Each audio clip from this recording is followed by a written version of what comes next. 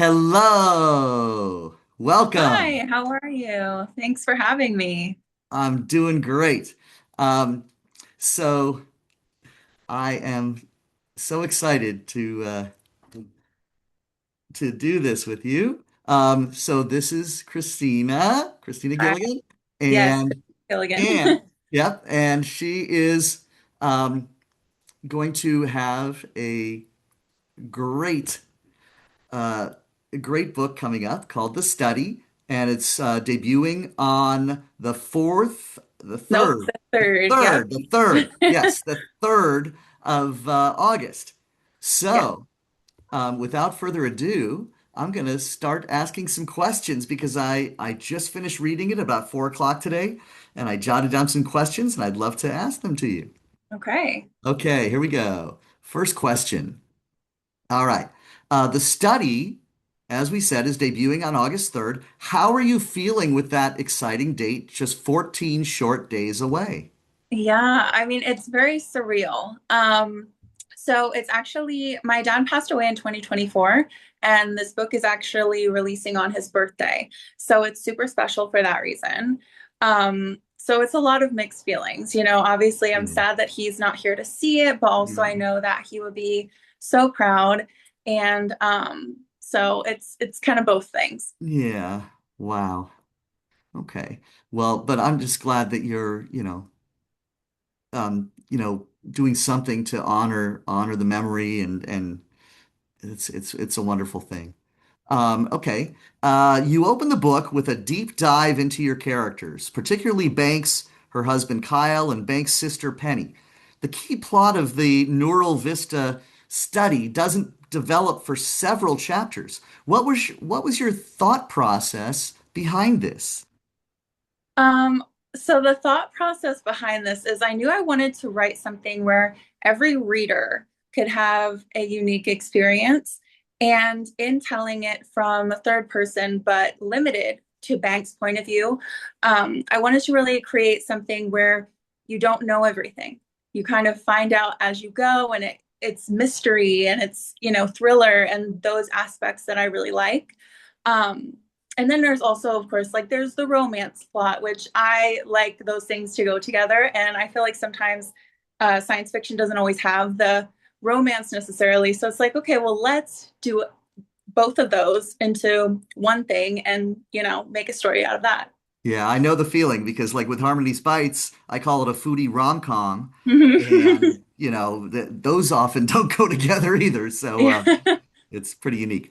All right, great. Next question. Like any good mystery, you build the perceptions of certain characters by withholding their true motivations.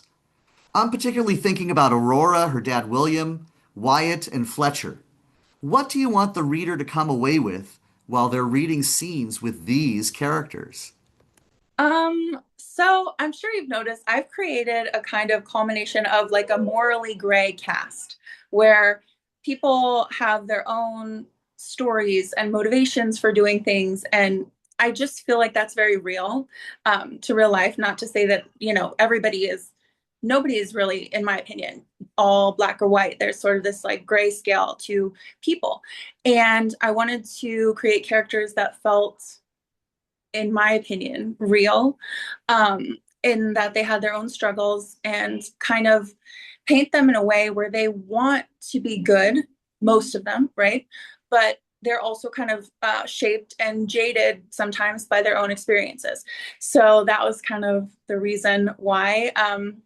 And I guess the takeaway for each of them is I don't know, maybe to understand why certain people who are maybe have different views than us are not necessarily bad and try to understand where they're operating from, Yeah, and yeah, be compassionate, maybe. yeah. I don't want to give anything away, but Yeah. there really only feels like one villain at the end. But Yeah. you wonder about some of the motivations. Yeah. Um, okay. Let's see. Next question. Kyle and Banks hang on, let me just erase this. Kyle and Banks express their love for each other constantly in your book, but you flash back frequently to their first meetings in the lab as since they were total strangers. So why did you make this kind of flashback decision, and how does this help the reader understand things? I don't know that it helps them understand things. I think it maybe almost puts them in a position where they have to really think about stuff and, try to understand it, which is another thing that was intentional and that I really like stories that are told this way. Um, but so the flashback thing, originally when I drafted this in 2024, I wrote it from the study up through like, that whole time frame. Mhm. And then so when I went back to it at the beginning of, or sort towards the middle of last year, I knew that I wanted that to still be part of the story, but I felt like there was more to it. And originally it was a standalone, and then from that it developed into something. I was like, okay, this can go bigger. If I, if I look deeper, if I go deeper into the story, I feel like there's more going on than just this one thing. Yeah, yeah. No, there are many things going Yeah. on. I can I can vouch for that. Yeah. Okay. Kyle to me is an interesting character because to others he can be a cold-blooded, even possibly killer, but to Banks he's unfailingly sweet, tender, and protective. How did this dichotomy play out in your mind when you wrote? Um, I really love characters that are like that, especially like in a romance.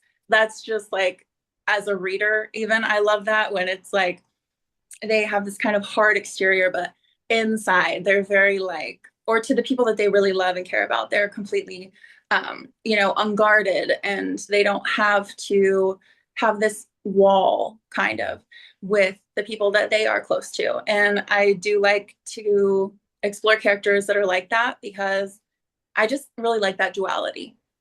Awesome. Yeah, and I love it too. I love, these conflicting kind of ideas percolating in different people. Mhm. Yeah. Okay. Let's see. Oh, this one. Aurora, the pregnant daughter of the boss, William, is considered one of Banks' better friends at the lab. But when Banks professes her friendship, Aurora says, I don't remember the exact quote, but it was something like, if you only knew, right? Or something like negating her friendship. Has a different version of two friendships happened in your life? And why did you build that sort of contingency into Aurora's character? Sure. Okay. So in my life, I don't really think I have had necessarily a friendship like that. But I think for Aurora, she kind of operates when she's saying that stuff is, I think she feels guilty for, some things that have happened, whether they were her fault directly or like she kind of allowed them to happen, Mhm. just for reasons that we may not even know, at the end of this book, we might have to find out later. But I'm I getting think to she that. really, yeah, I think she really cares for Banks. And I think that when she's trying to like put that, again, the wall is coming down, how people are, that way. Sometimes it's very, I think, from a place of trying to protect Banks, but also like trying to protect herself from any potential emotional fallout that could come from what's happening here. Yeah, yeah. I mean, everybody needs to sort of protect themselves from especially in emotional situations. So I Yeah. can understand that. Okay, now speaking of which, you've already begun writing your sequel to the study, if I'm not Yes. mistaken. Yes. Tell your readers what they can expect from the second book installment. This I want to Oh, hear too. ooh. There is something that I can tell you that's not necessarily a spoiler, but it could kind of get the wheels turning. Okay, good. In this, we explore the product, however you want to say, of Neural Vista.